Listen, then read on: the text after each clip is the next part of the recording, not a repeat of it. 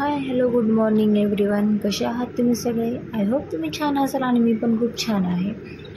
तर सकाळचे वाजलेले आहेत 7:30 आणि इथं माझा स्वयंपाक चालू आहे. ऋषभची टिफिन बनवणे. 8 वाजता ऋषभची शाळा असते त्याच्यासाठी. पोळ्या ऑलमोस्ट झालेल्या आहेत. आता भेंडी करते मी. तर सकाळी सगळ्याच लेडीजची खूप घाई असते. ज्यांचे लेकरं सकाळच्या शाळेमध्ये आहेत त्यांची 12 वाजता जे आहेत त्यांना एवढं नसतं, पण सकाळचं लवकर सगळ्यांनाच उठावं लागतं ना. तर ठीक आहे, चला हे तर चालतच राहते.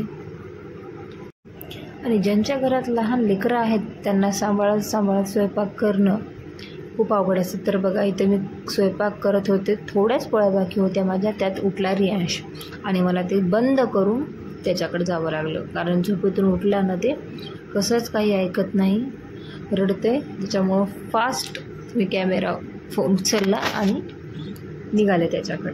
त्याच्यामुळे ते ही शूट उलटं झालेलं आहे.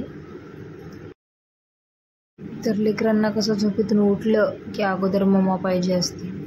त्याच्यासाठी मला सगळं सोडून सगळं काम सोडून मला त्याच्याजवळ येऊन बसावं लागलं. तर बघा त्याचा मूड कसा झाला आहे. त्याला मी जवळ नाही दिसले की ते रडणं चालू करते. 5 मिनटं त्याच्याजवळ बसले मी. ऋषभ पण उठला होता, कारण 7:30 झाले होते. 7:30 झाले. त्याच्यामुळे ऋषभला पण उठवलं आणि रियांशचा मूड थोडा नीट झाला.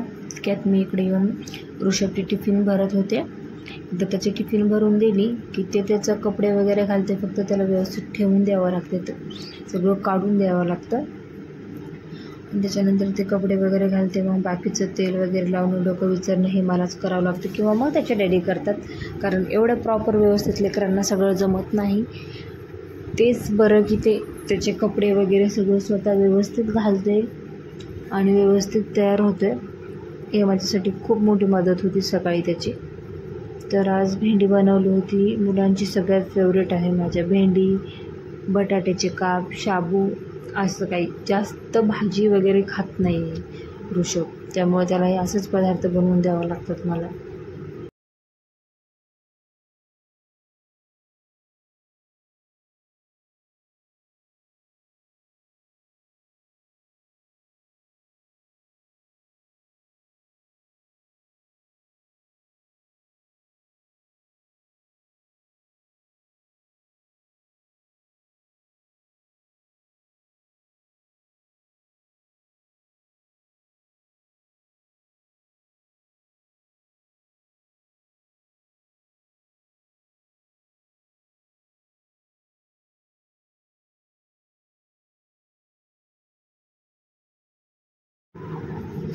तर इथं ऋषभ तयार होते, सॉक्स वगैरे घालते.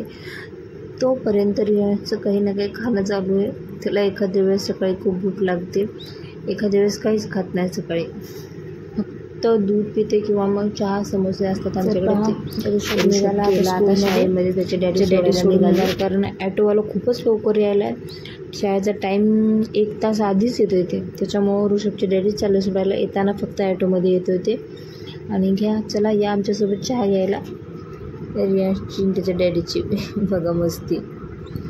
तर हे सगळं झालं की मी आवरायला आले चहा वगैरे घेऊन. माझी कंबर खूप दुखत होती, त्यामुळे थोडंसं मी झोपले 10-15 मिनटं. थोडं रिलॅक्स वाटलं. त्याच्यानंतर उठले आणि लगेच फ्रेश व्हायला गेले. तर बघा, तर फायनली सगळे कामं झालेत माझे. आणि बघा आता जेवण करून घेते. 11:30 वाजलेत. भेटूया नेक्स्ट ब्लॉगमध्ये. Bye bye.